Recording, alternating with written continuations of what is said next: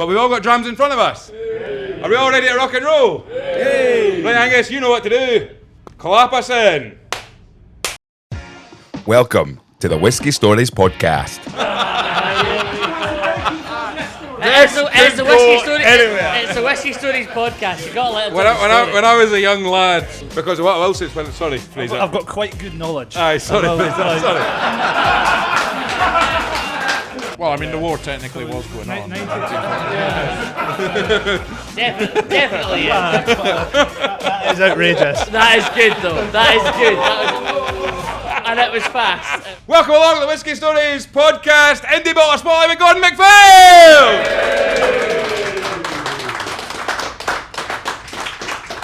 There we go, Angus. We've done it again. Yeah, here we are. Another Friday night, packed house in the diggers. We've got five. And an independent bottler. An independent bottler, yes. We are joined by Fraser Souness, friend of the pod, pal of the pod. Hold your mic. Sorry, absolutely, yeah. It's a funny concept. You've been on the podcast 2 or 3. Is this your third appearance? Third official? Third appearance, first professional capacity. Yes. Appearance. I remember the first time you were on, you said, long time listener, first time caller. Yep. I thought you were going to say something else. That's okay. That's fine.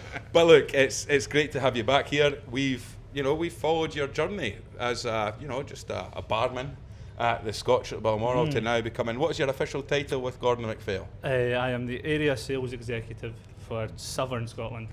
Wasn't good enough to get the whole of Scotland. I just got the little bit at the bottom, which is most of the population. Brilliant, yeah, But good. Yeah, not too bad from just pouring a couple of drams to old pal Graeme. That's exactly it. And we've put you under a little bit of pressure tonight. We wanted to make sure. I've been messaging you. I've been telling you about how many people have bought tickets. I've been telling you who's all coming, and I've been sort of saying, listen, we're needing some good juice on this podcast. And Angus, we were lucky enough.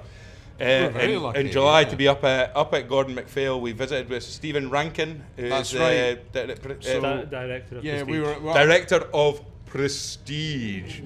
We were at their bottle shop in Elgin, which is in the kind of Johnsons of Elgin. Yeah, but yeah, absolutely. Stephen Rankin, member of the family, because it is a family business. It is indeed 4 generations. Very proud of the fact it is as well. Yeah, we are. We're very, very proud. But of that. most importantly, guys, we've got drams in front of us. Well, let's get stuck in. We are going from left to right this evening. I say that left to right, we've got 2 glasses in front of us. Okay, so you've got a 50-50 chance of getting that right. I actually will say the first time that we did an Indy Bottler Spotlight, 5 minutes into the episode, 5 minutes into recording, we said you were going from left to right tonight, and someone put their hand up and said, who's left? So we're going from your left to right this evening. You've got some water in front of you and things like that, but Fraser, lead us into the dram that we've got now. But also, Sandra, cheers. Yeah, cheers. I think Graeme asked right at the start, who's never been to a tasting like this before? But is there anyone who's not been to an actual tasting before? So I don't know if you're just referring to Whisky Stories. Those 2 in the corner are going to be an absolute nuisance. I can tell. For people listening to this, Ross Barr and Cameron Ewen sitting in the naughty corner already. I've just chucked their hands up, saying they've never been to a tasting before. So everyone in the room has been to a whisky tasting. They're comfortable with knowing how to drink whisky. Yeah, aye, good, because I've done tastings before. We get an hour in, and they say, I've never had whisky before. How much someone try to eat it with a spoon or something? Yeah. Well, we've got fruit beside the fruit. You brought someone to the last one here at Diggers who'd never been at a whisky tasting before. Aye, true. And she's never come back, which means that we must have done a great job there. I mean, there was quite a bit of pressure applied, but she did eventually say, "Yes, I like whiskey. I am a convert." But, we found one there, so that's it. Good. Right. Well, we'll just get tucked into some drams then, won't we? Yes, exactly. Right. Okay. The first one we'll be going with is on the left. Also nicely presented in front of my model here. To the left as well. So when you come up at the end or at any point you want to have a look, that's how you understand what you're having. But the first one we're going to start with is a Glenburgie, 25 years old, which is part of our Distillery labels range. Now I guess I think I need to go a bit into the actual backstory of G&M before I can just start saying it's part of this range, that range, because nobody will have a hoop what I'm on about. G&M, Angus kindly touched upon, we are 4 generations, we are family owned, have been since 1915, so we've been on the go since 1895. Started off with 2 gentlemen, James Gordon and John MacPhail. and they kindly took in another man called John Urquhart. The Urquhart name is very well revered within our family tree, as that's what you see in the generations passing down. John joined them in 1895 as a young apprentice in the South Street shop up in Elgin, so that's where we are based and where we are still based. So you have a lot of... I thought Cameron was asking a question there for a second. Yeah, nice to see you. Yeah, a lot of bottlers or blenders of that generation that had their own shops, Johnny Walker, Chivas Brothers, etc. All had their own high street shop, but no longer do. We still have that. So that shop from 1895 we still have. I was just kind of chatting to the friend in the corner. You were in our temporary shop as it's currently under renovation, so due to be back up and running hopefully soon. Oh, well, when you say temporary shop, I think it's important to point out, like, I remember when we were planning the Stephen Rankin episode, Angus, and he sort of said, I'll get you into our temporary shop. It's at the Johnsons of Elgin Mill. And you're going, okay, and you just don't know. When someone says temporary shop, what are you expecting? You know, are a wee porter cabin in the back, or is there, you know, you just don't know. But when you turn up there, you wouldn't know it was temporary, shall we say. No, it was well stocked. And well stocked, but also even the fact that, like, the interior within the building, you know, it's I mean, when you say temporary, I think it's a lowercase t. How long have you guys been in there so far? That one, only a couple months. Really? So yeah, because I mean they had Gordon MacPhail on the painting had all been done. I mean they had a boardroom in there. Yeah, exactly. Yeah, No, it's a cracking wee place actually. Yeah, so when renovation started on the South Street shop, we actually moved to another one, the Giles Centre on the High Street, and that was perhaps not as lavish. It was almost a temporary move because it was meant to be very short term. Right. As you find with very old buildings, there's often a lot of maintenance that you don't expect to come up, and what is a 6-9 month project becomes a 15, becomes 2 years, becomes 3 years. So we decided to move quite recently to the new location. Brilliant. Just because when you are doing these tastings, and with Gordon MacPhail, we're very, very privileged to have lots of extensive, older, archived, closed distilleries. You know, people coming up doing tastings for thousands of pounds. And you want to replicate that in the luxury experience of having a nice... And this is what we've got tonight. And this is where we'll start. What have we got? What have we got? So 25-year-old Glenburgie. This is not a single cask. I thought I would start off everyone a bit lower on percentage. We are going to be going through 4 single casks, so there's a lot of alcohol to be playing around with tonight. This one is a vat in, so you're looking at a couple hundred bottles at a time, a couple casks being vatted together, exclusively of bourbon casks. So a combination between bourbon barrels, American hogsheads, different sizes going on there, but ultimately purely Glenburgie. There'll be some people in the room that are familiar with Glenburgie. Anyone like a Glenburgie? Yeah, like a Glenburgie. Yeah, absolutely. There's a Facebook page. What is it? What about Glenburgie? Isn't it? That's the Burgie Nights. Oh, that's Geary. That's Glengeary Nights. I always get them confused. Yeah. I've not heard about that one. But what we think? What's our thoughts on this one so far, guys? What we thinking? Enjoying it? First dram of the night. Nice and sweet, isn't it? So tell us about the ranges, Fraser, because the thing is, one of the things about you're talking about with Gordon MacPhail is that, number one, you can identify from the label, but you can also identify from the bottle size and what have you. There's a large amount of different areas, because you talked about the prestige element, and of course you've been very good to us in bringing some very nice whiskey, but there is an entry market level element to Gordon MacPhail as well, and it goes all the way through. So where are we just now on this scale? We're about 2 levels in. So at the very bottom we have a range called the Discovery range, which is unbelievable value, great product, really, really, really good juice. It's what we describe as an introduction to the portfolio. So they're often younger years. There's 2 distilleries in bourbon, 3 in sherry, 2 in peat, and they're more focusing on cask maturation rather than the distilleries themselves. Yeah. So in those cases, they're a case of, this is a really good example of 12-year-old tomato.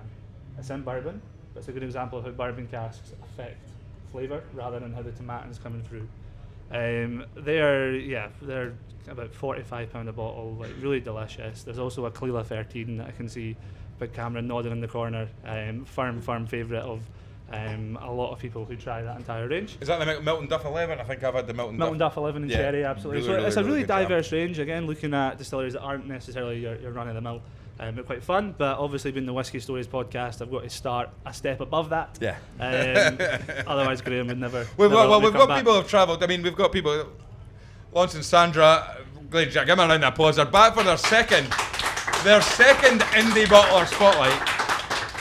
And where's it you've travelled all the way up from, guys? That beautiful village near Wisbeach, near Kingsland. Near Kingsland down. So about five and a bit hours it took you to get up here, isn't it? Well worth it. There we go. 10 hour round trip.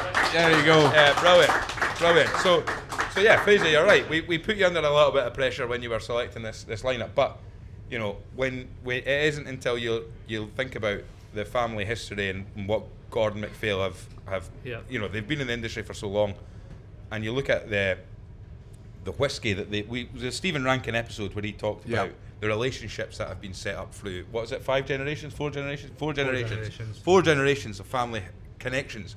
And it's almost like we kind of joke. It's 4 generations, but everyone lives quite long, so it goes back. It's not like I think the average no one got pregnant at 16 in the Urquhart family. I think the average career span's about 63 years in the Urquhart family. But we kind of came out of that interview with Stephen Rankin, and we were a bit like, wow. And the one thing that was a real wow for me was like the knowledge that he had on being able to place a distillery and a person at that distillery, and he'd be able to say, and I remember my grandfather, he used to deal with so and so at the Glen Grant distillery, and he would be able to say, and we kind of half jokingly talked about, you know, the royal family used to have, they would have to learn all the houses and all the clans and all the tartans and all the names, and so they would be able to say, if they ever came across Mr. McLeish or whoever it was, they'd be able to say, oh yes, I know you're from this place and your great grandfather was this person. That's what it felt like when you're speaking to Stephen Rankin, who will be of that generation of. I think you're very much on a good point. Gordon MacPhail, we're very well revered within the independent bottling side and foreign markets. A lot of people recognise us, but we're not a huge brand. We're not a Glenfiddich, we're not a Glenlivet, we're not a Macallan, we're not of that scale. So when we are buying spirit, it's very important we have those relationships, because you go to a distillery, you can guarantee there's a bigger dog that's offering bigger money, but because we've been doing it for years and years and years, but we're able to build that trust that they have in us. You know, a key point to highlight as well, we don't buy aged stock ever. We only ever buy new make spirit. So everything that we ever bottle has been looked after by us for its entire life. And in your own wood as well? In our own wood as well, yeah. So essentially it gets made at the distillery, we bring it over to our warehousing and to wood of our specification. And then when our operations, so at the moment Stuart Urquhart, again another family member, when he decides, yep, that's good, we then decide to bottle it. So there's a real focus on quality. I think Stephen touched on it as well, standing by the spirit. You do have a lot of bottlers now that are very focused on red wine or tequila, and they're being different and they're being a bit unusual, perhaps trying to break the mould, I guess you could say. What I love most about Gordon MacPhail is we're not breaking the mould. We're very much in the mould, but every bottler is trying to be outside of that. And we're so traditionally, no, this is the spirit from this distillery, this is how it should be tasting, and this is how people should be tasting it. And yeah, it's quite rare. We're very lucky to have 25-year-old Glenburgie. Is not something you'll just see on a shelf. If you do see them now, they'll be in a crazy cask finish from somebody. So to try that distillate as its pure form, super fruity, super fresh, quite playful and fun. You know, it's a real and I think that's very interesting when you know, you're talking about, you know, you get lumped in as an independent bottler with all sorts of people doing all sorts of different things, but what you're doing and the way you're doing it, like you said, buying new make spirit, only you know, you're not buying casks at 11 years old and finishing them for 6 months in something else, but you're doing it the way you've always done it, which is buying new make spirit in your own casks and then releasing that whiskey. But then on the contrary to that, Gordon MacPhail don't have to battle for shelf space. And I think it's from the very first Indy Bottler Spotlight that we've done with Woody and Megan, Woodrow's Edinburgh and stuff. And I asked Woody, and that's what's great about when you get Woody Tan on, is he's very much, he'll just say it as it is. I think you joked the other week there about Woody saying you're only as good as your worst release, and he actually published. He He put said- his picture yeah. of what he thought his worst ever release was. He did. You know, that's He did, brilliant. You know, but like when you speak to people and you ask them, do you feel pressurized as an indie bottler to do something different? Because do you think that the market, and it'd be interesting to know as a show of hands, would you pick a dram that was just a refill bourbon cask, okay, 15 years refill bourbon cask, or would you rather go for a 15-year that's been 10 years in a refill bourbon but finished in something a bit more jazzier, I think sexier? it entirely depends on the brand, doesn't it? Because if you've got a Gordon MacPhail that'll be doing this for 130 years, yeah. versus the fragrant drops that are new to the market, Yeah. they're doing very different things. Exactly. Yeah. And I think that's... So you buying what you want to buy. If you want to get a traditional whiskey from an indie bottler, sorry, independent bottler, you go to Gordon MacPhail. Then an indie bottler, slightly funky, you'll go somewhere else. And that's it, and I think that's what Fraser, to go back to your point, Fraser, is the fact that like Gordon MacPhail can stand back and say, no, we've been doing this for this amount of time. We don't need to play around with things. We just know that if you want to taste what Glenburgie at 25-year-old tastes like, that's been in, is it a refill or a first fill? Do you know? Is it A combination of as a batch, yeah, of course. so, yeah. But then the other thing is, and I think it was quite frustrating, Angus, when we spoke to Stephen Rankin, was after the cameras had been switched off, he kept going. And I'm going, I wish you hadn't done. I wish you'd said all this stuff on the pod. But he talked to us about even distilleries saying that they got even the empty casks that Gordon MacPhail would sometimes send to distillery to get filled up. What was it he was saying about them? I think his story was that when the cask came in, or certain people that had worked at certain distilleries said, I always love when the Gordon MacPhail casks come in, and you can always tell when it's a Gordon MacPhail cask because they're always absolutely immaculate. They're top class wood.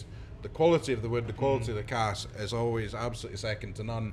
And sometimes you've got kind of some quite knackered casks next to it, and you can tell quite clearly. And it's a challenge that independent bottlers across the board, whether you've been going for a few years or whether you've been going for 15, 25 years, whatever, the challenge is always. I think James Zorab talked about it. He said you can take good liquid, good spirit, and sticking it in knackered wood doesn't make any. It could ruin it. Yeah. And equally, you can just by putting okay spirit into a decent wood. It's the balance that you have to have. And I think but like you're saying, Gordon MacPhail are in complete control of that. Yeah, I mean, if you take really good spirit, no distillery desires to make bad spirit or to deviate from their consistency is what they're looking from. So the issue is when they're putting it into the casks, not when they're making the spirit. If you put good spirit into good wood, you're going to get good whiskey. Yeah. That's the crux of it. And I think we could all agree, dram number one. Yeah. Cracking way to start the night, isn't it? Yeah. 25-year-old Glenburgie, Fraser. Yeah. Well done so far. Not too bad. How's he getting on so far? He was very nervous earlier, isn't he? Well done, Fraser. Hey, listen up, hey. Right, what's our second dram? Let's have a wee go at our second dram here. Yeah, okay, we're going to be moving across to some cask strength whiskey now. So we're moving across to our Connoisseur's Choice range. Quick little timeline. So the distillery labels have been on the go since about the 1930s. So when you had John Urquhart, the first generation of the Urquhart family, the Gordon MacPhail lineage, he introduced his son, Mr. George Urquhart, who joined the company in 1933.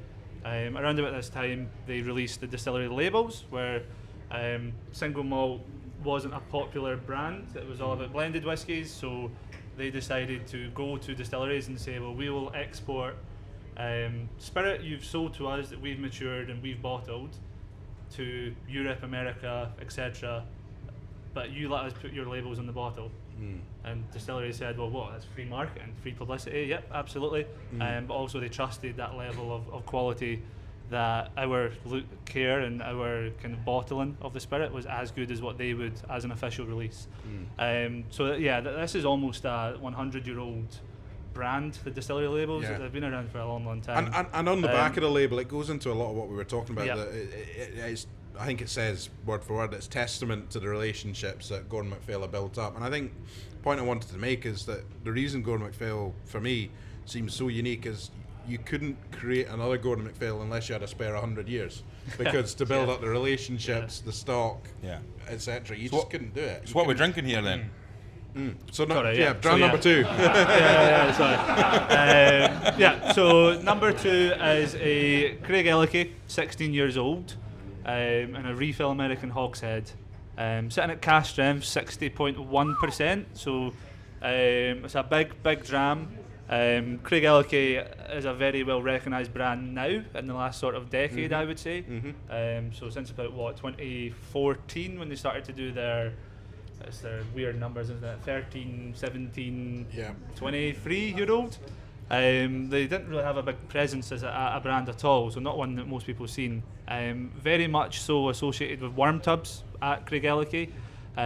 So for people that understand that, using a very traditional form of condenser, where you are reducing copper contact, in theory creating more texture within your spirit.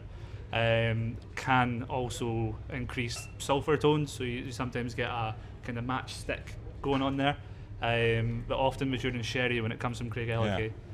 So this one exclusively single cask, refill American hogshead, really just about their character and style. I thought on the nose it was surprisingly not as meaty as you would think. It's quite citrusy. Because this is what really this orangey. is almost. It's almost, these two things are almost exclusive to each other. Where people mention Craigellachie, people say meaty. But on the nose, you know, I would never have got that. I just got citrus and fruit and that kind of, you know, really fresh notes. Yeah. Totally agree. So what's a bottle like this setting? What's a bottle? Of the first two, then what would we be looking at retail pricing? So the Burgie's on the more pricier side. So the Burgie's about £220 a bottle, but it's for a 25-year-old. It's actually, like, we're at a point in the market just now. The market is very saturated.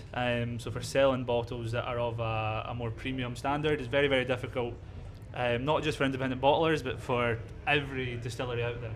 You look at Diageo, to shout out Cam in the corner, Tanina just closed production. Glenfiddich have half their production. Shout out to Cam.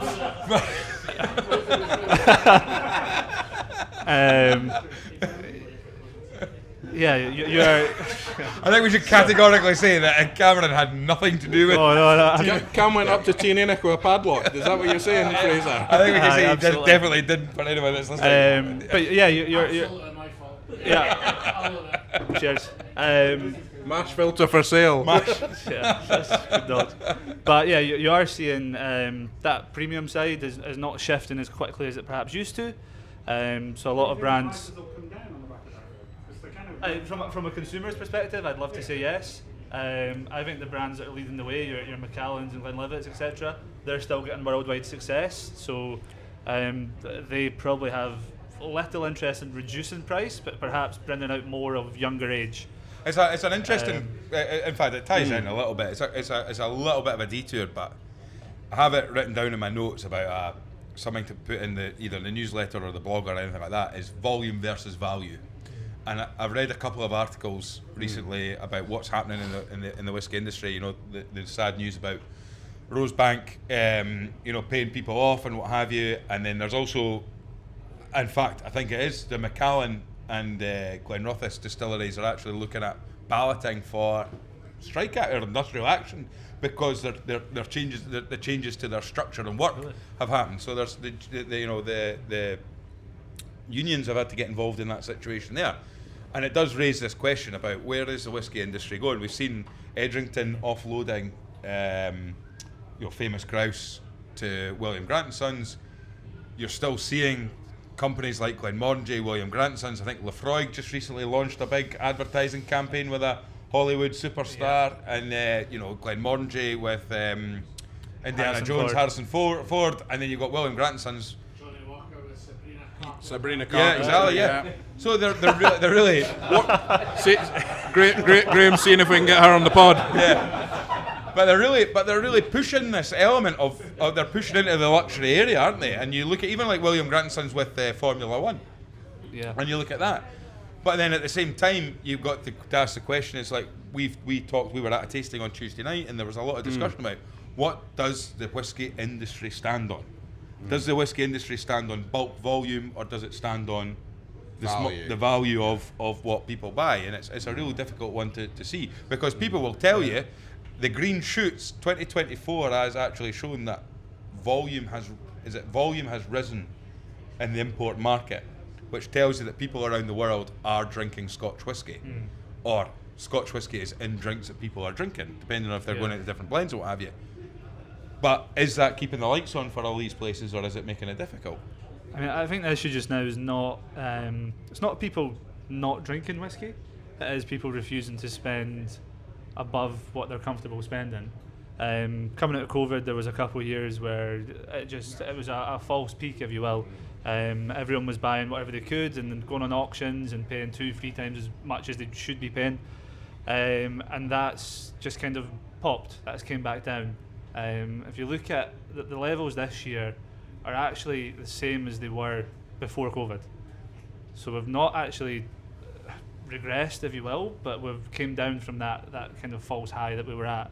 So it feels really tough for a lot of companies because you're looking at it and you're saying, wow, we're doing so much worse than last year. But when you put on a 10-year spectrum, it goes up, and everyone says it's very cyclical in the whiskey industry. It swings and roundabouts. And you've seen yourself. It will come back. We saw you at Lomond and Clyde Whisky Festival there at the last weekend, and you're doing a lot of these. We've seen you at Whisky Fringe as well. Yep. You're speaking to the whiskey drinkers. Yeah. Right. That's your job. You're speaking to the whiskey drinkers, encourage them. The phrase, what was it? Who was it?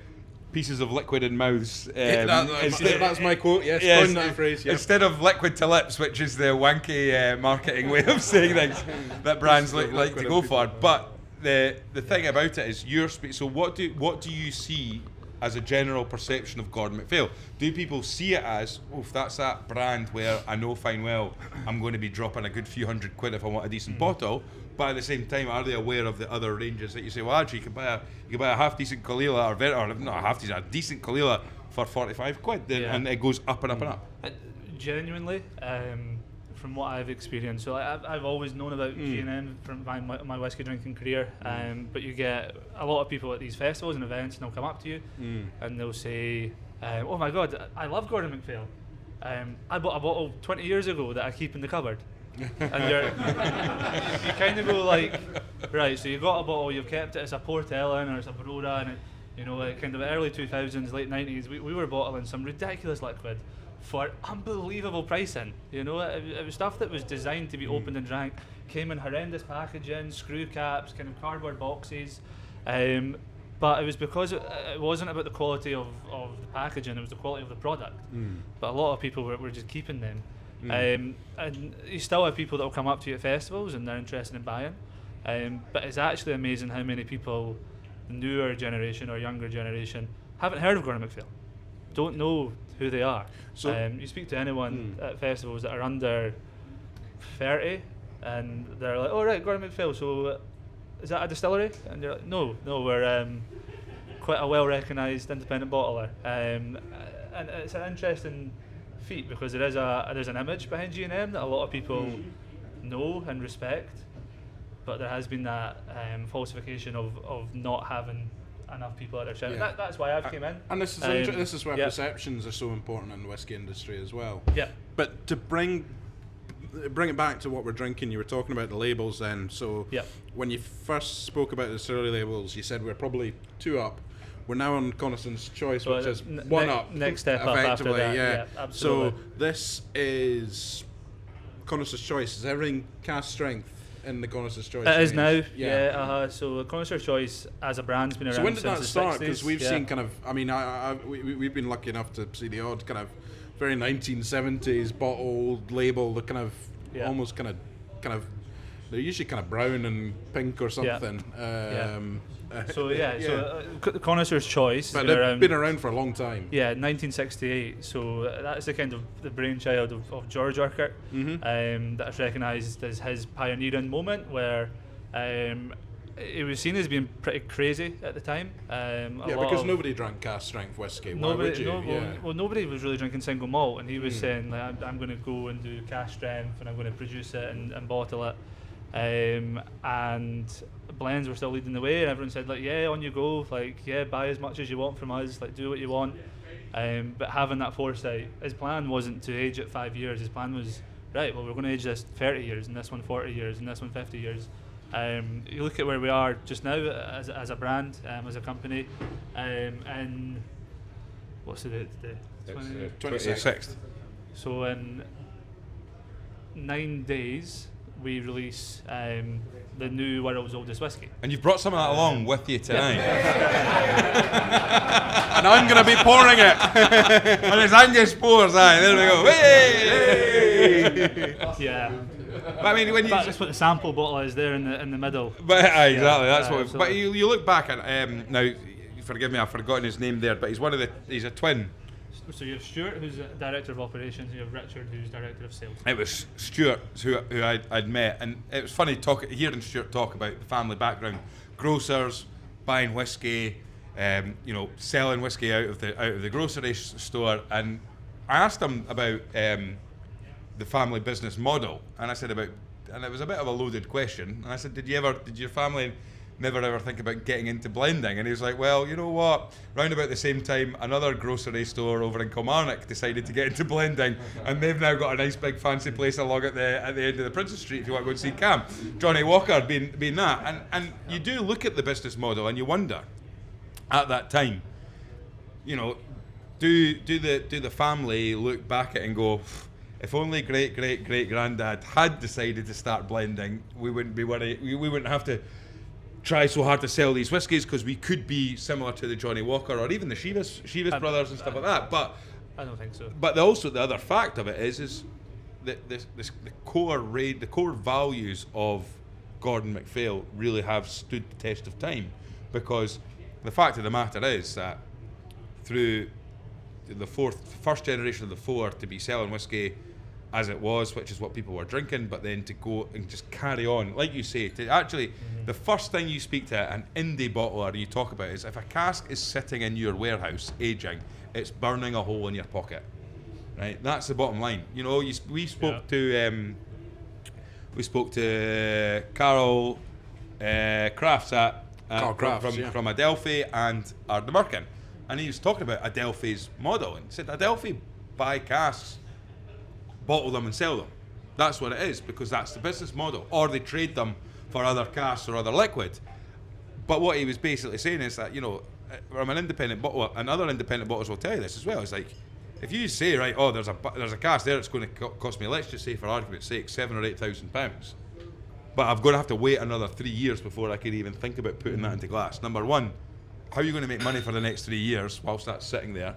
Number two, how do you know what you can retail that whiskey at, because you don't know what the market's going to look like in 3 years' time? Mm-hmm. So actually, to have the foresight, or even just I don't know, it's not brass neck, but just the way of saying, no, this is the family brand, this is the family business.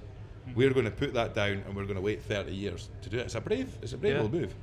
That's it. It takes decades before, like you said, if you're buying to then bottle straight away, you need to go through decades of eventually maturing before you get to a point where what you're maturing and then bottling pays for what you're now buying in. And that's why we're 130 years old. You mentioned kind of moving to blending. I don't think there'd ever be an interest in the family moving over to blending.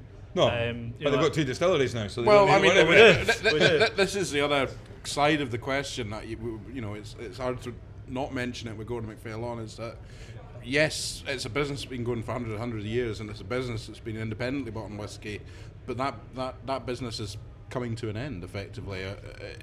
Wow. We can talk about that. That's a little bit clickbait there, isn't it? Wow. Gordon MacPhail independent bottlers coming to an end. Find out in the next instalment of Whisky Stories, because we've got first of all we're going to recharge our glasses, but what I would like to do is finished Whisky Stories whiskey is over. If we've got a favourite, has anyone got a favourite for Dram 1 or Dram 2? What would we say? Show of hands for Dram 1. Okay, so, and do you know what? It comes back. Ross is over there. We're going to hear from Ross soon. It's amazing. We've managed to get to half an hour of a Whisky Stories podcast episode that Ross is on, and we've not heard a cheep out of him. Right? He's not even trying to correct somebody yet. Right? I think you'll find actually, but what I personally always say, I feel sorry for the first dram in the lineup, Yeah. Because you often sometimes find that it might just be the palate cleanser. But I tell you what, if there was to be a palate cleanser tonight, what better way of having it is a 25-year-old Glenburgie, because it absolutely set us up for the next 2 drams, which we will start pouring now, and then we'll get back started. So if you want to take a wee comfort break, we're going to get your glasses ready. So yeah, that's the end of the first 2 drams. Ended on a cliffhanger. Right, Angus, you know what to do. Clap us back in. Welcome back to the Whisky Stories Podcast, Indy Bottler Spotlight with Gordon MacPhail! There we go. You know when we're 2 drams in, everyone's a bit rowdier, eh? Everyone's a bit looser now. We've had a couple of drams. Right, Fraser, Angus left us on a cliffhanger. Is Gordon MacPhail shutting? Will Fraser be in a job next week? These are the last drums. That was a real EastEnders. We really got that bit there. But yes, so I think we've heard it before, but I remember that at the time when Gordon MacPhail made the announcement that they were no longer going to, their indie bottling or their independent bottling side of things was not the sort of main focus of the business. I think that was it. But the clickbait version was what Angus hit us with towards the end, which was like hundreds of years of independent bottling, family business coming to an end because of that. It's not the case, is it? No. So I think that news broke about a year ago, and what most people highlighted immediately, myself included, to be fair, at the time I was working with the boys in the corner there in Scotch, and we were also a bit like, oh, what does this mean for the future? Have they stopped doing bottles altogether? Is it just buying spirit? And that's, it was nothing to do about stopping immediately, ceasing production. There's no, HMRC haven't shown up and been like, that's it, game over. It was a case of the family over time have always had a vision of owning distilleries. So it starts off, it technically starts with Benriach being the first one we bought. But there was failed attempts for other distilleries before that. Strathfila was one that was always hunted down, one that Mr. George had a real keen eye for and always wanted to work in and own. We got Benriach in 1993, took 5 years to renovate it, and then opened up in 1998 by His Royal Highness the Prince back then, but the kin now. The current kin. The current kin, yeah. And then in 2020, ground broke for building the Cairn Distillery, which is our kind of juxtaposition from Benriach. Benriach is very traditional, but it's a kind of lost smoke of Speyside, if you will. It's still got a little bit of peat in there. Everything's kind of handled by hand. Everything's in the one room. You walk in, you've got your stills beside your washbacks and the spirit safes in the corner, and you see everything in the one room. Cairn is that 21st century distillery where it's super modern, super luxury, nestled in the Cairngorms. These guys have been actually. I've just remembered. You guys went along. Really, really beautiful, right? Wonderful. Yeah. Wonderful. So what do you think about Cairn? Oh, it's just brand new. It's just Brand new's in like, it's brand new, or it is brand new. You can smell it. So like clean, It is brand so new. fresh and stuff like that. Yeah. Brand new. We've actually got spaces to expand into as Yeah. well, which impressed us. Yeah. We thought, Right, brilliant. Now Fraser, what dram have we got in front of us right now? What's this one? Well, I'll introduce the dram, then I'll continue the. Yeah, the carry point. on. Tell us the dram. Tell us what we're Right, drinking. okay, so We're at a tasting. this is a slightly biased opinion. I know one other person in the room will agree with me here. This is the best vintage of whiskey you can possibly ever get. This is a 1999, so that's showing my age. I'm a wee young pup. And this is a Benriach, so 24-year-old Benriach and a refill sherry butt. Coming in at just shy of 60%, 57.1% there. A great example of a distillery that not peated either. We'll get you a Ross, mic. Ross has got a mic Ross there. has got a mic. Yeah. Oh, very good. Do you do cask finish? It's weird, it's not amplified. Do you do cask finishes, or is it single kind of maturation typically for what Gordon MacPhail do? Not so much anymore. So past years we've done kind of red wine casks, sherry cask finishes, Calvados, etc. Now we are very much set upon looking at long-term maturations. By long-term, I'm not meaning they're not all having to be crazy. Connoisseur's Choice, for example, starts at about 15 years old. So we see that as a kind of longer-term maturation, but full maturations. So everything Connoisseur's Choice is the one cask, full maturation, no deviation from cask. our finishing, touching on Benriach and Cairn, our idea with them is they will be our experimental part of the family. So Cairn at the moment has been using almost any cask you can think of to trial, just to see what the spirit's like. You know, we only started distilling there in 2022, so just turned 3 years old. So we legally do have spirit now, or whiskey now. Sorry, but it's a case of right. We've got a new distillery, new spirit. Well, how does it work in rum? How does it work in bourbon? How does it work in sherry? And play around with it. Benriach, we do finishes from time to time. If you look on the independent scene, you don't get Benriach on the independent scene. Yeah. You don't.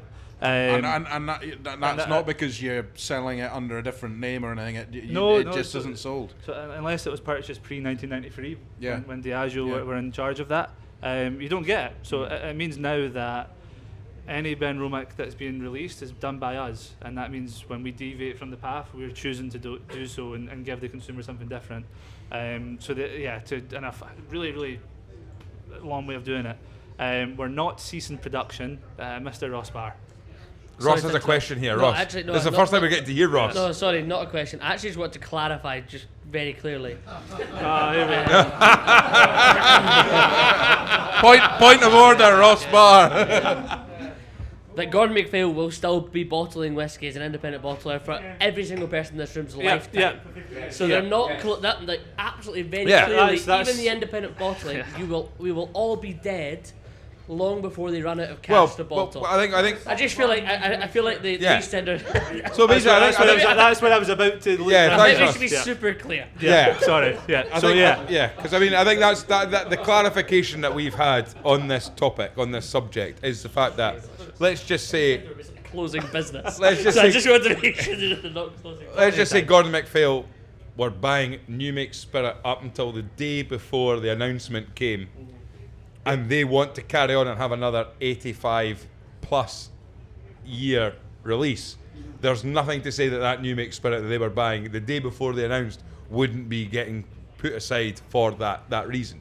The whiskey that we're drinking tonight is very well aged, and the whiskey that they've been buying up until last year when they decided it will be released one way or another. In our warehousing just now there is easily enough stock for. I mean, I'll be retired. I'd imagine everyone in this room, if I'm retired, you should all be retired. Yeah.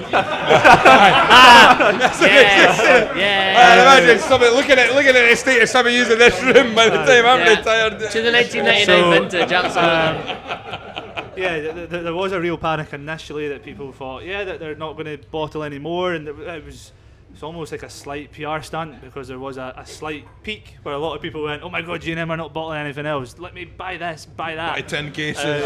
And you've got Stephen in the retail shop. Stephen's like, what a day, I'm sold. Angus, the whiskey fans, just come in and bought out the whole shop. Business is closing. Good luck with that. Absolutely. So tell us a bit more about this. Right, ABV, tell us about the 7.1. Drinks really well for that strength. Now, is anyone willing to attempt a wanky tasting? Well, I was going to say, can we do some? See, the first two drams. How delicious were those first two? Yeah, drams? exactly, absolutely. I think that first whiskey is going to be really difficult to beat. Cameron and I, we'd had the Glenburgie 25 before, but how good was it? Going back to it, it's very much up my street, to be honest. Cameron Ewen there. Honestly, we've done half an hour. He says one line and gets a round of applause.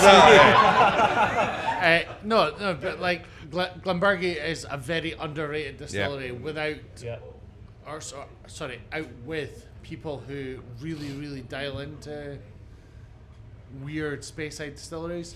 It's often exceptionally beautiful, and Gordon MacPhail have presented it in a beautiful quarter century there. Yeah. That is unbelievable. Yeah, fair point. And great values. We had the question in here, Glenburgie, where's that from?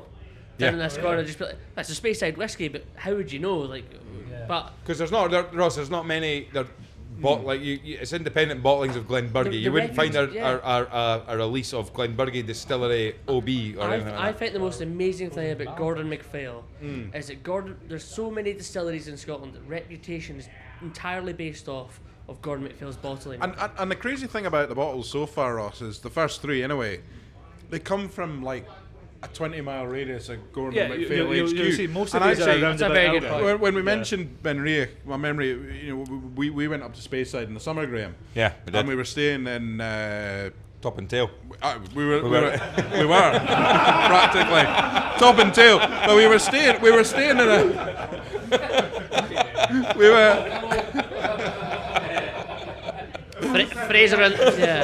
Fraser in the middle just for the sexual Well, we were tension in staying- this podcast. we were We staying, didn't speak for a week. We didn't speak for a week after that trip. but we were staying about 500 yards from Craigellachie Distillery. Yeah. And when we drove to Elgin on the Sunday to go and speak to Stephen Rankin, drove right past in big black letters on Yeah. a white building, Benriach Distillery. So Yeah. the proximity of all these to Gordon MacPhail is incredible. I mean, there is a real focus, obviously, being where we're located up in Elgin. Yeah. That it makes sense that a lot of what we've bought over time and that we've bottled is from Speyside. I'd probably go as far as saying a good 85% of it is all from Speyside. And kind of a lot of the distilleries we've bought most of are kind of closer to Elgin. Like Glenburgie, in between Elgin and Forres, but you would drive past it and never ever notice it. Unless you're a real nerd and you've set your sat nav to turn off and to actually go and see it, you would never see it. It's hidden by the trees. Beautiful little distillery. And I think, like you say, like there's so many people. We've talked back about people who maybe aren't 100% familiar with Gordon MacPhail, and you look at we're spoiled. You know, the people that are in this room, 90% of us are people that are whiskey drinkers. We like to enjoy whiskey, which means that independent bottlers are on our radar, and you can see these different types of people and different types of whiskey, different brands that are offering it. But you go to, and I think, again, it goes back to the conversations that we're having on Tuesday night, Angus, at a tasting that Ross put on, was, you know, the majority of people that buy and drink whiskey are buying it out of the supermarket. You know, that we're in a smaller percentage of people that, so when it does come to these distilleries, I mean, if you'd said to me 3 to 5 years ago, Glenburgie, I'd have said, I've never heard of them, because I've looked at a back bar, I've never seen it. And then I would have also said, it can't be any good, because if it was any good, they'd have been putting their stuff out. But actually, the business model in whiskey really does show you that making mass production on bulk and having a good, and we've spoken to blenders on the podcast, Craig Johnson being one of them, saying that if you know in your recipe book that there is a distillery with a spirit character that you know does absolutely everything you need it to do in a blend, then you'll quite happily buy hundreds of thousands of litres of that spirit, which means that they don't need to worry about going, let's put it in glass, let's get somebody on trade, let's get BDMs out there, business development managers out there to try and get it on shelves, and then let's put all the marketing work into getting people to drink it, where they could just go, no, let's just have, I mean, how many people, Ross, do you think work in a distillery the size of somewhere like Glenburgie? Maybe 15? 15 people. It's a big production. They're big production. They're a big, but for a factory that produces the amount of liquid that goes. Factory, and I think you know how much Valentine's has done for your family and for your family. And realistically, Glenburgie is something that should have been on your radar. Yeah, but well, it was. But as a whiskey drinker, you're like, what the. Well, I was saying earlier on, but it was actually it was again Your the connection night. to Milton Duff is Milton Duff was because what I found and was Glenburgie and Milton Duff are twins. Correct, I know, Do you but know? I always went for the other twin instead of that one. I said, but I know, and actually I would say now, if you'd said to me 10 years ago, 5 years ago, Milton Duff or Glenburgie, I said hands down, and I bought all the Valentine's releases of the Milton Duffs when they used to do the 17-year-old and the 21-year-old, but all of them ignored the Glenburgie, and I'm annoyed at myself for doing that, because the Glenburgie I've tried since then has been absolutely fantastic, and I'd say that's up there. That was, I mean, and so I know that's a big whirlwind from that wanky tasting notes. I thought the Glenburgie was like the bottom of a Bakewell tart. You've been there a few times. Nice.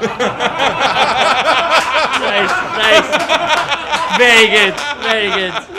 I thought it was really good. That is outrageous. That is good though. That is good. And it was fast. And I think that'll be hard to beat for the whole rest of the tasting. I have to say, I would almost. Does anybody else feel brave enough to do notes for the Glenburgie? I would say going on to The other whiskey. the dram that we're on now Is anyone else getting green apples on this, or like sherbet, apple sherbet, or any of that? That's what. I'm getting your kind of. maraschino cherry. More like your oranges or cherries. Yeah, you're more kind of deeper fruits. Yeah. I've really enjoyed this third dram. Good. And that's good because you're off the sherry, Graeme. I know it. Refill sherry, but Yeah. I was reluctant to add water to this third whiskey, but I've done it because I liked it so much neat. What was your initial thoughts on the third one? I don't think it changes it that much, to be honest. It's because we've just literally done exactly that, and it's. I'm not going to go near that after the bacon tart. Honestly, I would say, and Angus, you're right in pointing that out. Also, surely the ginger boy's got some wacky taste in it so far as well. Ginger boy's in presence as well. What I would say though, Graeme, refill sherry. It's not a kind of sherry bomb. No, it's not trying to be. I would say that I think I've been saying for the last 2 or 3 weeks, I've actually got I've gone a bit sherry. I'm not into it at the moment. I just don't feel it. But then I've spoken to a few people, and again, people are saying that maybe what's happened is people have just brands have gone heavy on the sherry stuff at the moment, and you maybe look back at trends and you say, was 3 years ago everyone going daft for sherry, so everyone ramped up sherry. Cam, you're nodding away. Just before I hand over to Cam, what was the last bottle of whiskey you bought, Graeme? Was it a Glenfarclas 30 by any chance? That wasn't the last one I bought. Fully matured in Oloroso. It was, but I bought that. I bought that not to be open for a wee while. But no, I would say I've been. No, sorry, that's unfair. podcast is good to you. No, but that's payback. It's about variety, isn't it? It's about recognising that there's lots of different whiskies. there are. But I would say that I don't know. There's just something about sherry at the moment. When I'm drinking it, I'm just not feeling it at the moment. Yeah. Cam, what are you? I'm just here for an observation point of view. We're moving into that season where sherry will be very, very popular. Yeah. So, yeah, cold, the dark nights are coming in. So brands will be pushing that more. Yeah. Just from a pure commercial point of view. Yeah. So you're probably seeing that put more into your Instagram feed a little bit more, you know? But then is it more about then, this comes back to the quality of cask. When you do have a sherry, a whiskey that's come from maybe 100% maturation sherry, now, albeit this is refill sherry, so the edges are softer on the sherry notes. But the next one we're about to talk about leads very well into to that discussion. Take over Fraser Souness. Yeah. Well then, right, so one of the things that, as Ross would say, wowzers and gets our tails wagging, is when you see a cask sample bottle, and when you've got a bottle, with a different label, and apparently it says duty paid at the top. When there's handwriting on the label, that's you know you're in for a treat. So 100%. Fraser, you put this up in your Instagram story. You sent it to me. Fraser went just for you. Fraser went all the way to Elgin with a copper dog in his back pocket. There you go. Went to the warehouse, tapped on a cask, and said, "That's the one for me. That's the one for the Whisky Stories." Warehouse number 2 at the George House. Said that's the one for me. No, not quite as luxurious as that, unfortunately. So this is still yet to be bottled. So this is a cask sample from our warehouses up in Elgin. This will be part of a future bottling. So this is a future bottling we're doing that will coincide with the seasons changing and moving over to Christmas. Every couple of months we get sent an Excel spreadsheet, and by no means are we selecting the cask in terms of I wasn't sampling this cask and saying I'll have number 5 or whatever. Operations will say, right, we have 7 casks available just now that we think are really, really good. Have at it. And this gets let go between the UK, Europe, America, and we've all got to politically agree with each other on who gets what. So there's a lot of, I want this one, I want that one. Right, okay, tell me why you deserve this one. And so this is your wish list to Santa then, Fraser. Yeah, so this was when I joined the company 4 months ago, and this was honestly about 1 month into me joining the company, and I got shown the list and got told, right, newcomer, first dibs, pick something you want. So this here is a Glenturret, currently 17 years old. Depending when it gets bottled, it may well be 18. Turns 18 before the end of the year, and a refill it's American oak but sherry seasoned, single cask. So a sherry seasoned American oak cask. refill sherry season. Yeah, said that really weird way, haven't we? Yeah. So quite a fun one to try. Quite different for G&M. Definitely. We haven't done many Glenturrets before. What's the cask, sorry? So sherry seasoned refill American hogshead. So sorry, can I ask, how do you do seasoned American oak? So what you do is you get a hogshead, season it in sherry, drain the sherry. I think that's pretty much. I mean, am I right in saying when you're sherry seasoning it, because for it to be sherry seasoned, so with these bodegas. Now, here's me trying to sound like I know what I'm talking about. Right, so you're shiting yourself. Looking over at the corner. You can have this one. Strap yourselves in, folks. I'm going to try to explain something that I don't really know an awful lot about. But my understanding of it is the cooperages over in what we'll tend to, the misconception that I've been guilty of making is that everything that comes out with sherry cask, everything that comes out of a bodega uses European oak.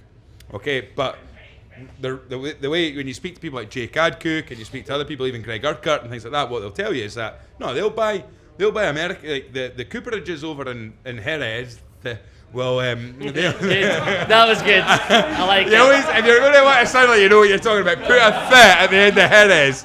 But if you don't want to sound wanky, call it Jerez. Right, But sound a bit more confident when you say it. Yeah, but basically my understanding is that the cooperages over there in Jerez, well, they'll have the same access, so they'll buy American oak and they'll buy European oak. And what they'll do is they'll say, well, we'll make some European oak cask and we'll make some American oak cask, and those casks will then get filled with sherry, fortified wine, or whatever it is, and how long they're going to be seasoned for. So then basically what you get at the end of it is like I say, I naively thought years ago that every sherry cask was European oak, and every cask that came out of a bodega was European oak. Now what they're doing is, so this would have been this bodega or the cooperage over in Spain will have bought an American oak, built a hogshead, filled it full of sherry, drained it, and so basically what you're getting is and I really like that, because I think it was the Tamdhu 21, and there's other Tamdhu and Glengoyne as well. They'll say is they'll use American oak with sherry, and it just gives you. And I've referenced it 100 times. Mark Thompson's tasting that he did, where he put the European virgin oak, and he had people in the room arguing over whether it was PX or Oloroso, but it was virgin oak, and it just showed you what that wood can do to the whiskey. The other thing to make clear is that sherry. Oh, sorry. It's okay. That sherry either then gets put into more casks. Yeah. Or gets made into vinegar quite often. Yeah. Because it's not part of you drinking sherry. Redistilled. Oh, they redistill as well. A lot of the time they'll redistill it. It's a podcast, so we have to speak into microphones. A lot of the time they'll redistill it into neutral grain spirit. Really? Or neutral grape spirit, as it was. Because I mean, this is the question. I mean, it's not a question for tonight, but you know, when you look at about the way that the whiskey industry is and sustainability questions and things like that, because maybe once upon a time one of the big arguments was always what constitutes as a sherry cask, and what they'll tell you in Spain is that sherry is only called sherry if it comes out of the Solera system at the bottom end. That is sherry. So then when people used to argue is what is a sherry cask, is it a cask that's come from a bodega, you look at you speak to people that have been to bodegas and stuff like that, they'll tell you that if you want to get your hands on a cask that has been used in a bodega Solera system, number one, they're hundreds of years old, so they're going to cost you thousands for that bodega to be able to do that. So and there's not very many of them. Yeah, and you're talking about Spanish oak there as well. A lot of the time people say European oak's sherry, but there's a lot of Bulgarian oak being used in whiskey production. There's Hungarian oak as well, a lot of Hungarian oak. Hungarian oak's always been well known. Same with French oak. But no one's ever going to put Bulgarian oak on the bottle because it's not seen as, it's not as sexy or as attractive to do that. But that's the reality. There's going to be countries in Europe that grow loads of trees, easy to cut down. I think really the clear answer to your question is that sherry isn't selling. And so the best thing for a sherry bodega to do is have a filling contract where they'll agree, okay, Gordon MacPhail will say, and they have these relationships already, I'm going to send you these American oak butts because again it's their oak generally, And if you could season this for 18 months, or for 2 years, or for 3 years, or for 4 years, and that's more business for the bodegas. Yeah, that's what I said, Ross. With our And Jerez. yeah, Right. with our And actually, so what we're saying is, if we want to support the Have a sherry. buy sherry vinegar. Right, Fraser, let's get back on track. Aye, what I was briefly going to just chime in there with, our sherry butts and puncheons are transport sherry butts and puncheons, so quite different to what a lot of other distillers are using. So you talk a lot about seasoned. When we're using butts and puncheons, these are not seasoned, these are maturation casks. So designed to be transported back when Spain would send it over to Edinburgh. It'd be emptied in Edinburgh and then it would be sent back to Spain. That will possibly show you how long some of these casks have been in the family. Yeah, because it was 1988. 1986. What is a transport cask? So yeah, thicker staves. So essentially, big cask, thicker staves. The idea being that if you came by boat, you would have these huge, humongous casks that you would just push off the boat into the water, and they could float ashore. And Really? in doing so, because the staves are so thick, Twice the thickness of a normal cask. This is why with G&M we're quite well recognised for releasing whiskies of tremendous age with a lot of percentage still there. Thick staves. Use them. Really? Yeah. So I mean, because it's interesting. You talk about going back to the first dram, and I'll say we're talking about this Glenburgie an awful lot, but it's like what you said right at the very beginning, is that you want Gordon MacPhail. It's the original. It's the hundreds of years that have gone into it. It's how we do things. Now, we were just sort of saying. So, 1986, I think it was, where Spain officially said that sherry has to be bottled in Spain for it to be exported. So before then, sherry casks were the export. So when sherry was exported, they'd fill these, which you're saying, these sort of transportation casks, roll them onto boats and send them probably to the UK somewhere, and they get rolled off. Normally down to London, and then it would make their way somewhere else. Rolled up the Thames. Floating up the Thames, basically. But because well, the thing is, like, we said it when we were up there and spoke to Stephen Rankin about it, and we said that Elgin. Who's been to Elgin when you've been up there? Yeah.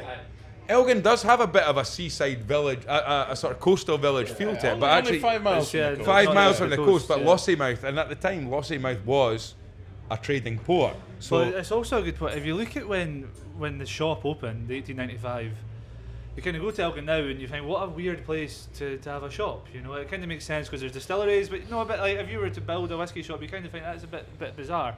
But in 1895, end of Victorian era, if you will, Elgin was a hot spot. You know, if anyone was going on holiday, Victorian gentry, you take your family up to the Highlands, you take them to the Speyside.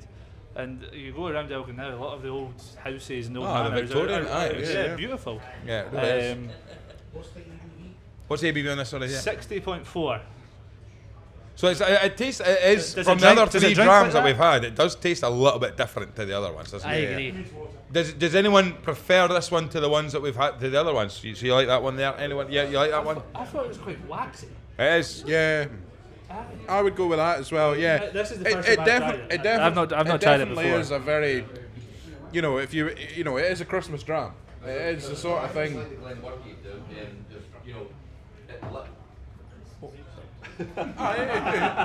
You can speak.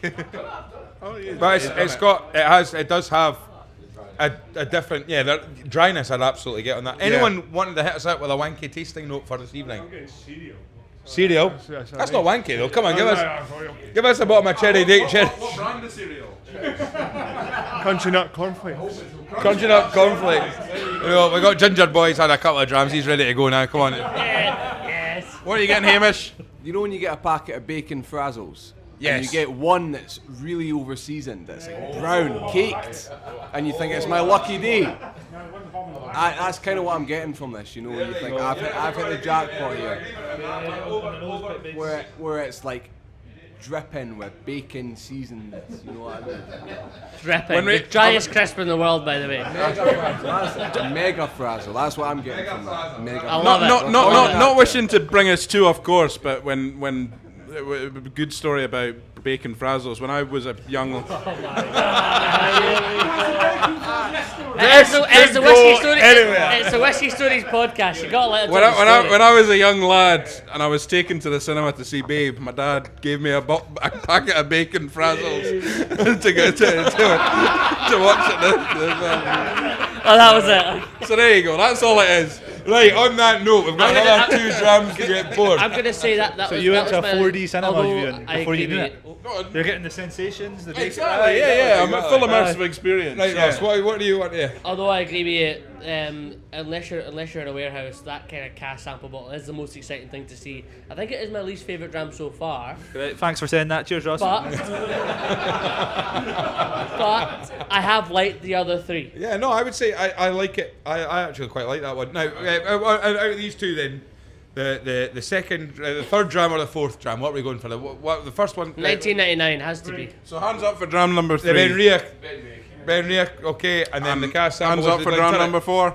But I would say I don't think I've ever had an independently bottled Glenturret.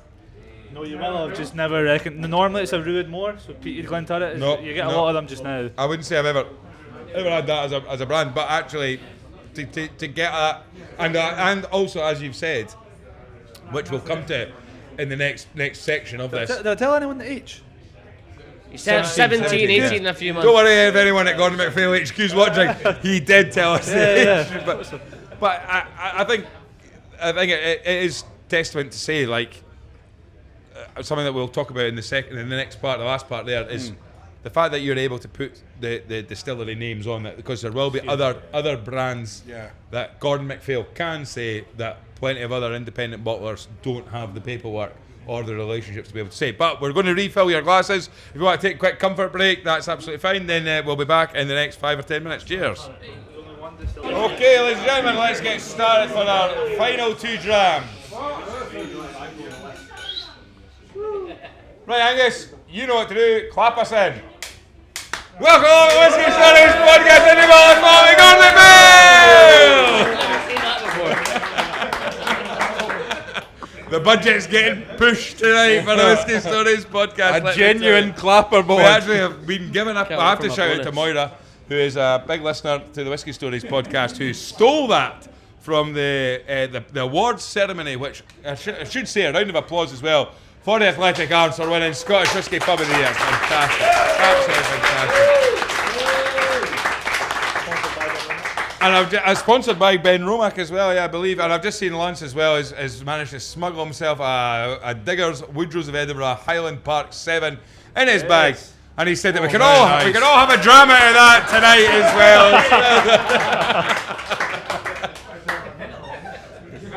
But we are, so I think what we should say for people who are listening, and also questions, so because we have had a few questions on the drams that we've already had, just to go back, Glenburgie, what are you buying? What can you pick a bottle of that up for? 220. 220. The next one that was on the list was the Craigellachie, so 130. 130. The third dram, which was our Benriach. Yeah, Benriach, 24-year-old. That's 240. 240. Right, sorry, okay, so and then your single cask there, and your the yeah, cask sample. We don't. Do you know for a Glenturret that if people are listening, Christmas time's coming around the corner, if that's going to be a release, what do you think that'll be retailing around? Most likely less than what Glenturret sell their 15-year-old for. Okay. That's a little dig. Right. Okay. I mean, you don't have Lalique bottles, do you? Am I going to have to cut that out, Fraser, or am I already to keep that in? Maybe. Do not phone me tomorrow and go, after 4 drams, what did I say about that? Anyway, now. Love the restaurant. Lead us into the next dram then. So the third, the okay, fourth, so this fifth dram. Fifth dram. Third time lucky, Graeme. Fifth dram of the evening. This will be on everyone's left, so you should have quite clearly distinct different colours in the 2 glasses in front of you. Yeah, so there should be a lighter one which we're about to have, and there'll be a much darker one which we're going to finish off on. So we've not had anything peated yet at all. I always feel like you need to have a little bit of peat in there when you're doing a tasting. You know. Oh no, Ross is shaking his head. Sandwich in between the two peat lovers of the Whisky Stories I podcast. went to a very disappointing tasting on Tuesday with no peated whiskey. I felt really shortchanged. Was that at the Balmoral Hotel? You're a very No comment. You're a very, very lucky boy, Angus. Thank you, Mr. McCulloch. Appreciate that. So, what are we drinking? So what is this? For this one, we're actually going back to the distillery labels. This is a kind of vintage bottling. So this is an Ardmore. Ardmore, a Highland distillery that a lot of people, again, aren't too familiar with. Most of what they produce was for teachers and still is for teachers, to be totally honest. Teachers as a blend was huge at the start of the 1900s. Kind of dipped. Now Teachers as a blend does about 5 million litres sales. Owned by Suntory, their next biggest single malt is Lefroy, who do about 4.5. So Teachers as a blend isn't pushing so well, but Ardmore as a spirit is really quite interesting. 50% of the time they do unpeated. Again, that's all designed for the blending market. You don't really try. The other 50% is peated. Very lightly so you're looking at about, if we get quite geeky, ppms about 12 to 15.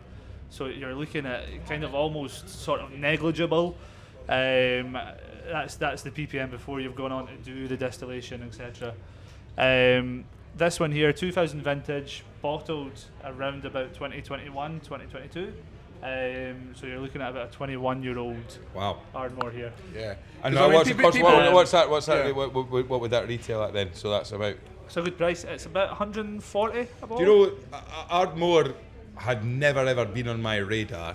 But and Ross is shaking. Ross, right? You're shaking your head. Ross is shaking his head. He's curling his nose up and shaking his head. Because I was just about to say, Ardmore Legacy is a very. I don't want to say it, but it's like a very standard issue supermarket dram. It's available Tesco, all these big supermarkets. And I would say that's Ardmore's. It's a dram I've had a couple of times just because it is that. It's something that's very available. But Angus, but also that's a good story where you talk about like Lefroy, etc. Ardmore Legacy has probably stopped more people drinking Ardmore than it's got people to drink Ardmore. Yeah. Right. Oh, it's true. Well, I think Ross. It's similar. Yeah. But I think you make a good point, and it goes back to volume versus value situation. Is that how many people in this? And be honest. How many people in this room, when they first started out drinking whiskey, will have quite happily bought whiskey from a supermarket? Yeah. Right? Yeah, no problem at all. But if I was to asking now to raise your hand and say how many people still buy their whiskey from the supermarket? Depends on the price. Right? Okay, fair. But there is an element. There is an element where a lot of people will say, and I'm guilty of it, is where you go.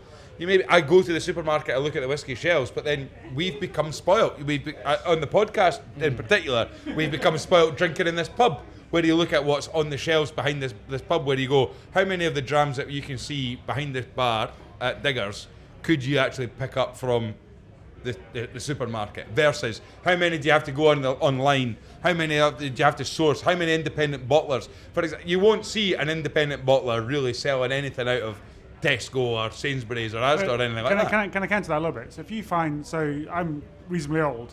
I used to go to Inverary. Reasonably. Reasonably. I'll go with that. So back in the kind of late 90s, early 2000s, there was an amazing whiskey shop in Inverary that I used to go to a lot. And that's where I bought 90% of my whiskey from, because the selection they had was incredible. Independent bottlers, own bottlers. And if you've got a trusted source, then you'll go there, you'll try it anywhere you go. Yeah. I'm not sure those shops exist in the same way now. I don't know. I mean, who was it that Chuck managed to source he found the 2 mystery malts. It was almost like the last 2 mystery malts. The buckets had sold out. I went down to find exactly, yeah, there you go. The owner of the shop had bought one of them himself. Yeah. Chuck had cleaned them out, But there are retailers, but there's also online retailers now that you can buy from. But you look at someone like Royal Mile Whiskies, for example, and you just know that if you go into Royal Mile Whiskies' website, that they'll have a range of core ranges, core brands, OBs. They'll have a bit more expensive, fancy stuff, but they'll also have a good wide variety of independently bottled whiskey that you can buy from. But are you saying, Graeme, you wouldn't buy a bottle of whiskey in the supermarket now? I and I'll be perfectly honest, is I've tried to. Yeah. But there is nothing. No, but no, I know it's not hard, and the price point is. But I'm now becoming, and I'll be honest. Maybe it's the phase I'm at where I'd go. I've got a Pulteney 12 in the house already. I've got a Bowmore 12 in the house already. I've got the stuff that you can get that's easily accessible. That's already in the house. What I want to do to my whiskey collection in the house, or what I want to buy, is especially, and I'm guilty. I'm lucky. I'm 850 yards away from door to door from this place. Right? So why do I need to go to the shop to buy it when I know if Kev puts it up on Instagram, I can come and try it? But it does go back to that debate, is that if it becomes a supermarket-led brand, do people look at the brand and go, it cheapens it? Because it's a danger. And marketeers will talk about this.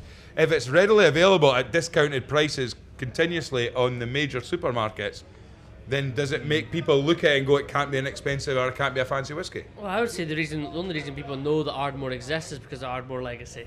So I wouldn't say that Ardmore Legacy makes people not drink Ardmore. I think it's the only reason people... No, you've misunderstood what I was going for. But what I would say is, I also didn't know that Ardmore is 50% unpeated. I didn't know that. I knew they make Ard Layer, I didn't know it's 50%. My interpretation of Ardmore has always been quite a challenging whiskey. Yeah. A lot of people that I really respect in whiskey, and a lot of people with a lot of experience in whiskey, really, really rate the spirit. Yeah.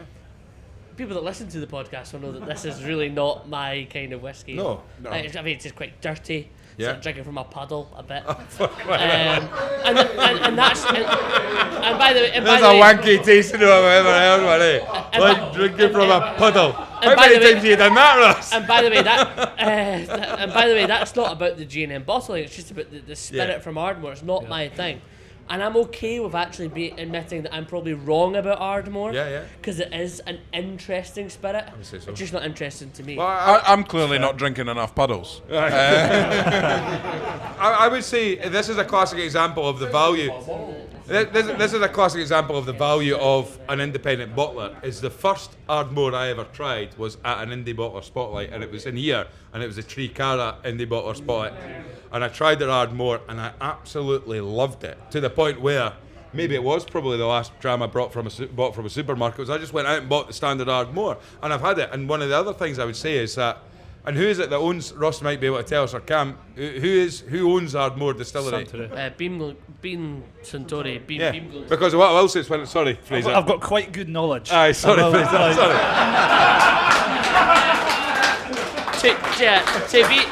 You've got to remember, to be fair, Fraser has worked for both me and Cam. Well, we're going to come to that. But what I would say is that Ardmore is very, very readily available in India, and you see it on the shelves a lot in India, which is an interesting thing. Cam, you got a point on this? I've got a wee point, yeah. So, and it's a very, very passionate point for me. Ardmore for me has never really landed, but the guy who I took over from at Scotch, Fraser Robson, which is now a mandate to come on the podcast. Yeah. He also works at G&M. He's going to have to come in and clarify everything that Fraser said. Yeah, so Fraser was my sensei for whiskey, and he is probably the UK's largest collector of Ardmore. Really? Yeah, I'm putting that out there. Globally. It's maybe globally. It's niche enough. Really? He absolutely adores it. Yeah. He absolutely adores it. I think it's really nice. He sees value in it. Yeah. So I see value in it because of that reputation. Yeah. It reminds me of like a Campbelltown whiskey, like a classic Gen Scotia. You know, it's got that wee bit of peat, but it's soft and easy. It's a bit like that. Yeah, you know. I think for me, it's got a bit of Highland Park as well. Yeah, It's got that it's got that lovely not Isla smoke to it. Yeah. But Yeah, it's generally it's there. 12 people. 100%. But I mean, well, we'll talk about it then, Fraser, right? Because 46% as well. This 46%. Yeah. Because as a wee rest for everyone to. because you know you're in your new position at Gordon MacPhail, but your previous position was Cam there, who we've just heard, and Ross in the corner there, the naughty corner. You worked at Scotch, so I want to find out the difference that you've seen from being on trade and selling Gordon MacPhail to people, particularly in the environment that you worked in at Scotch, to now selling it to everybody. Because how easy was it when a great tourist? question. Thank you, Ross. When a tourist when a tourist walks in, or somebody walks into Scotch, because I'm gonna throw it out there, right? I'm gonna have to be careful with a lot of my word choices for how I answer this. I'm gonna propose this. I think that Gordon MacPhail is a difficult brand to sell over the bar, because I think not that in Scotch. Not in. I'll let Fraser answer. Yeah, so I think at Scotch we were very fortunate with the location we were in and the clientele that we were having on a regular basis. So it wasn't people coming in looking for supermarket drams or looking for something that they've had before. It was looking for something they've not had before. Yeah. Story behind it, a bit of UK exclusive, etc. G&M, I think within Scotch we could confidently say it's probably our best selling independent. And it wasn't. Almost not an independent. It's almost been in the industry long enough to be a more respected brand than some distilleries. I would go up to tables sometimes and they're like, right, I want to try really good whiskey, and I'd be like, right, you're having this, and they're like, what is it? I'm like, it's a Gordon MacPhail, you'll like it. And they would go, great, okay, and because it was a different idea where they came in wanting a recommendation, wanting our experience, and they said, oh, wow, if you really like that, then yeah, okay, absolutely, I'll have that. Moving across to going from selling by the dram to people to selling bottles is more difficult in the sense of not more difficult, but you're having to fit into many different scenarios and price points and looking at different. Some people, right, I need something that's minimum £5,000. And you're like, wow, that's a great issue. And then they go, but it has to be one of these 4 distilleries. And you're like, right, okay. Really? Yeah. And then you have other people that say, okay, currently we can't have anything over £50 a bottle. Yeah. And they go, we love the brand, we love everything you're doing, but we simply cannot at the moment. And to be fair, Fraser, like, you've never had to sell Discovery before. Not really. No, it's something I drank. Private collections and CC uppers that we're going to move on to, Connoisseur's Choice uppers. You had clientele coming in being like, listen, I've got a big budget and I want something special. And you already had that trust in the brand, so you're able to do it. We used to say, make dreams come true. And that's what we would do. But to sell into but to sell something into but to sell into like a local bar or a wee shop that goes, right, why should I take your product?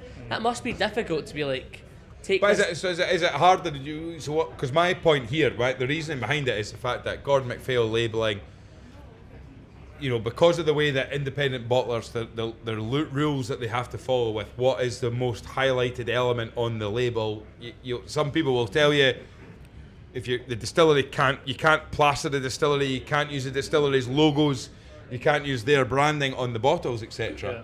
So when someone is standing at the bar and they're looking up at a shelf of whiskey, could they be put off by not being able to see your brand and understanding the brand? Because as we've talked about tonight, independent bottlers are not a thing that a lot of people have a full understanding of.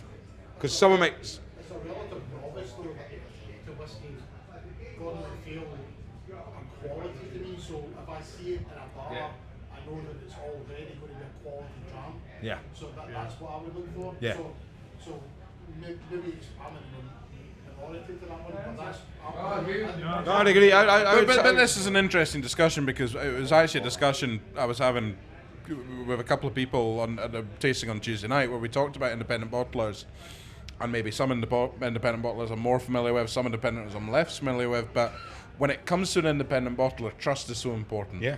So when we're talking about, for example, Woodrow's of Edinburgh, and we talked about that, we're only as good as our worst dram, and there's an element of that is kind of true because if you've tried, if you're asking somebody to try something from a different producer, you're bottling it, but it's from a different producer than maybe you've had before. Yeah. But the last thing was good. You're taking a leap of faith to a degree in saying, right, I know this is going to be different to that, but I trust the brand. Yeah. Therefore, I'm gonna I was in Scotch and somebody came and said, here's a bottle of Gordon MacPhail, I might never have tried it before, but I would go, I trust the brand. Because you've got trust in the brand, yeah. Give me something that I think is crap. No, exactly. Yeah. Although Ross did say this is like drinking out of a puddle.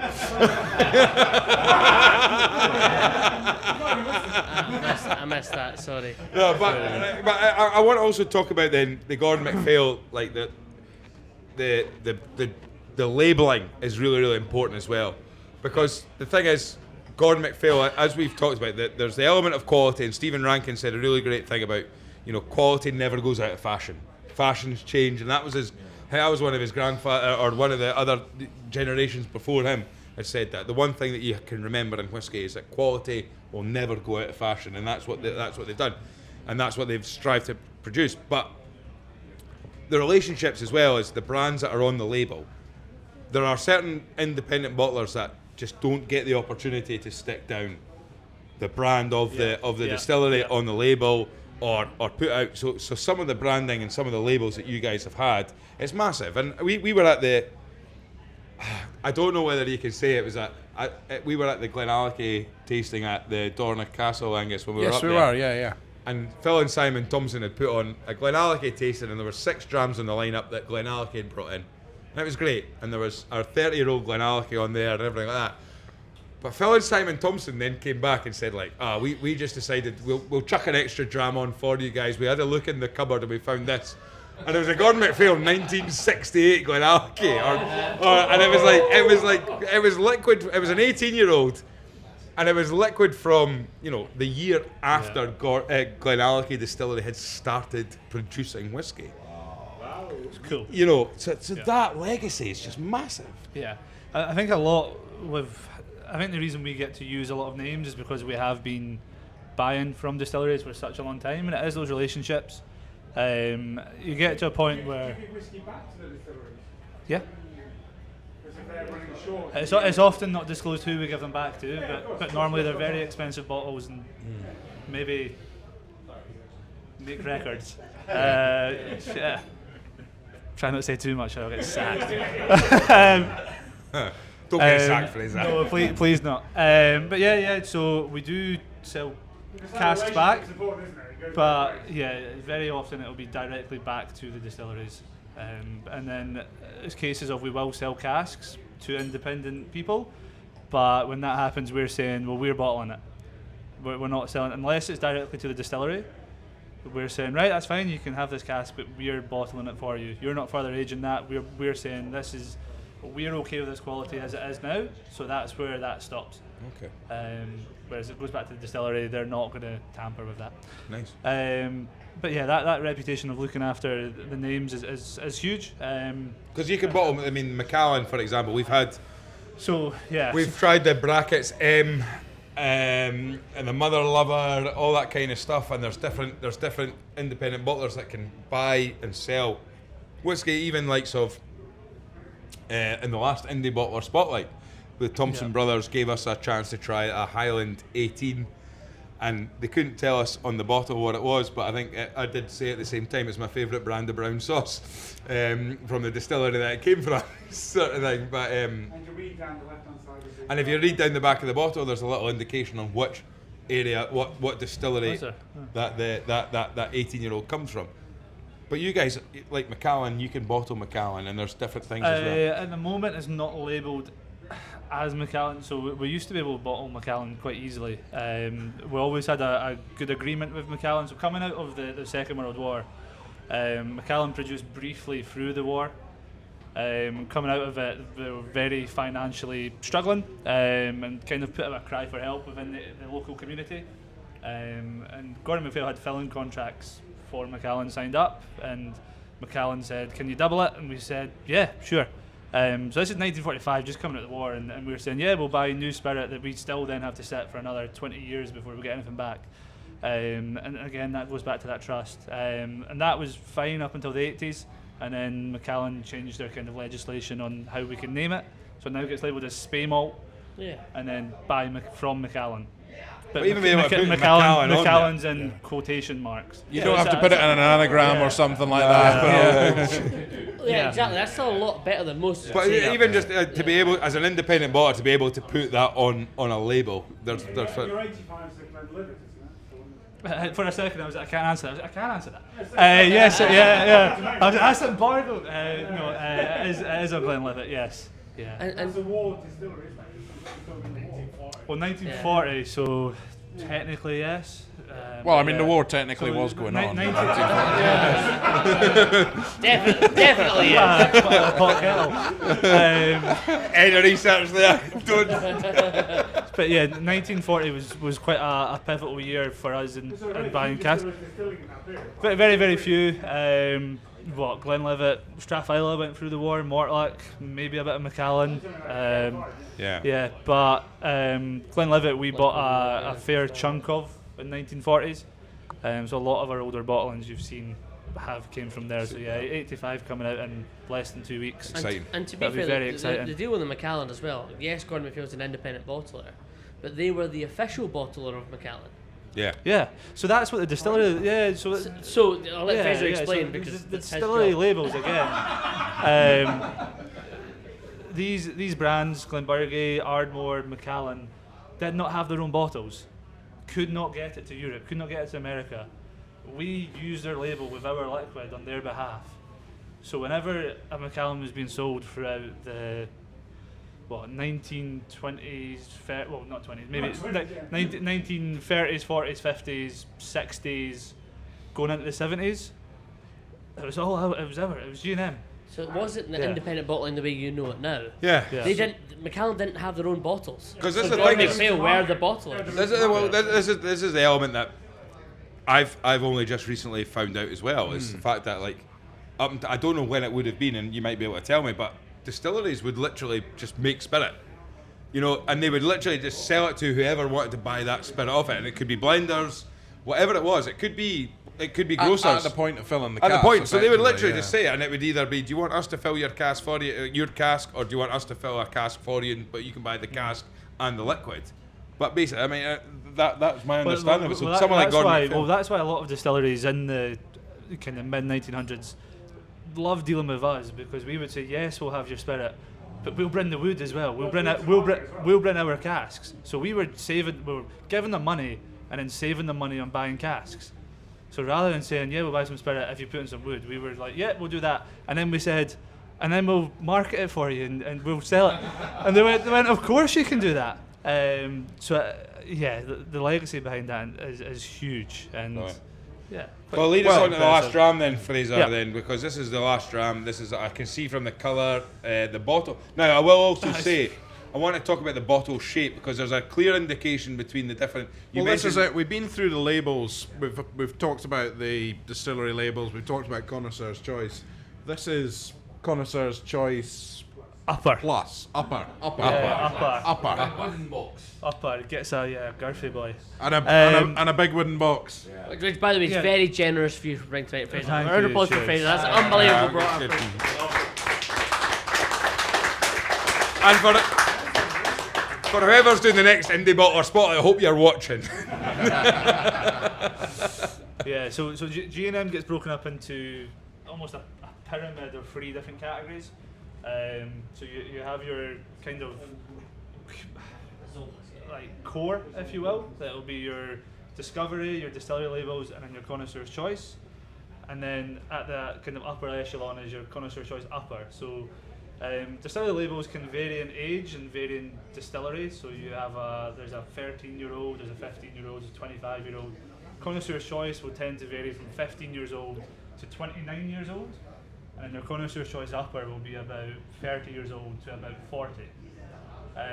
You then go up a category and it goes into Prestige, and that's where Stephen would come in. That's your private collections. That's where you hand over to Stephen, Director of Prestige. Not my pay grade, and I disappear. And that's where, much kind of more bespoke bottles, looking at that kind of 40-year-old plus or closed distilleries. So it's a real well-aged or just unicorn whiskies. And then you have that final, which is the Halo, and the Halo's reserved for just our generations. So only whiskies that have essentially made world records. So yeah, starting with you had the Mortlake 70 was the first one, and then Generation 70, and then Mortlake 75, Glenlivet 80, Glenlivet 85 that's about to happen. All were at their time of coming out oldest whiskies ever. There's a couple others that made it in there. There's a Milton, a 1949 Milton, which is, as far as I'm aware, it's the only officially labelled Milton bottle. Yes. No, I'm pretty sure. Be more confident. It's been confirmed by Ross in the corner, so it must be true. Sorry, that's quite nerdy.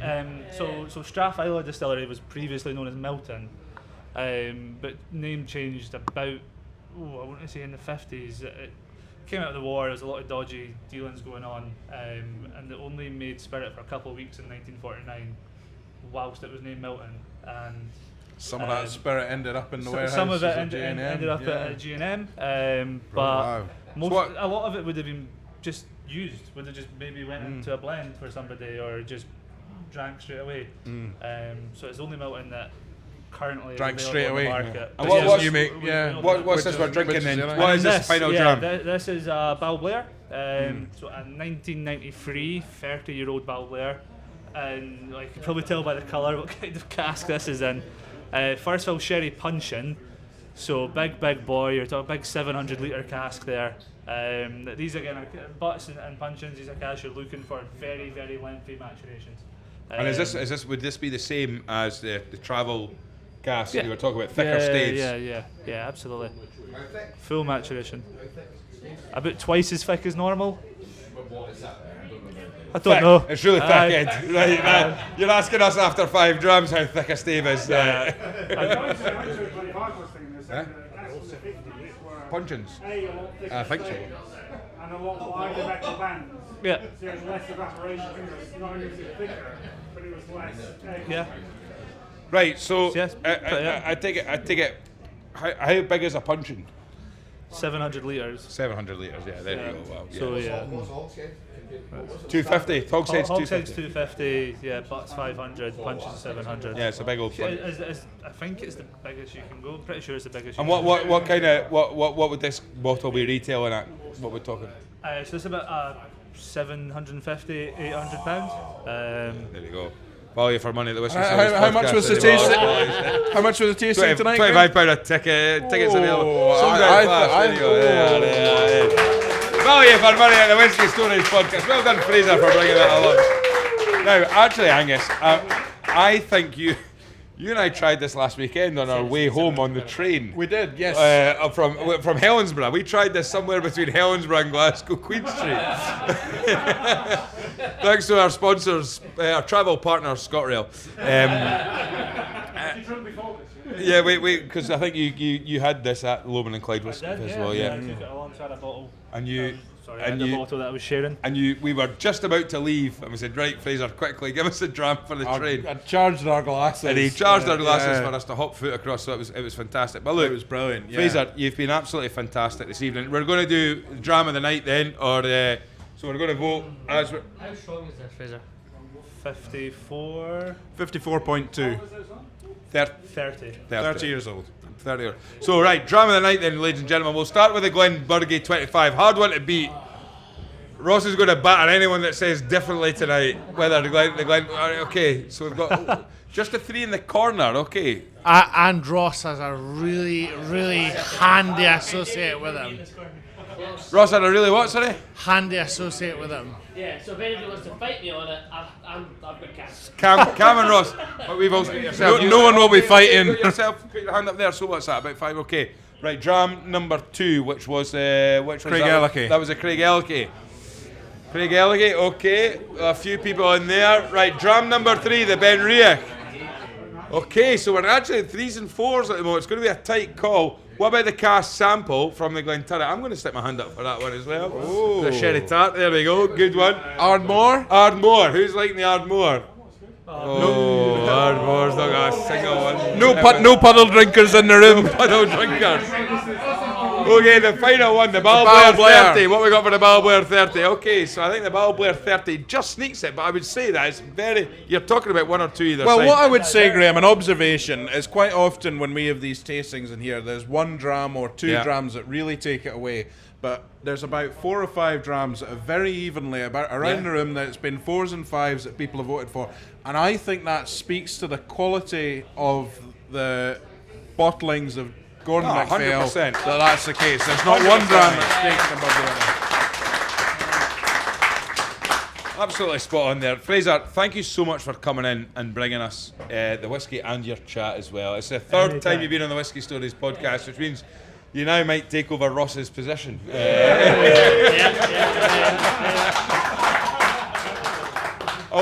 Good luck at the golf. I want to say a big thank you to everyone for coming along, but in particular Launce and Sandra for coming on. Absolutely fantastic. Yeah.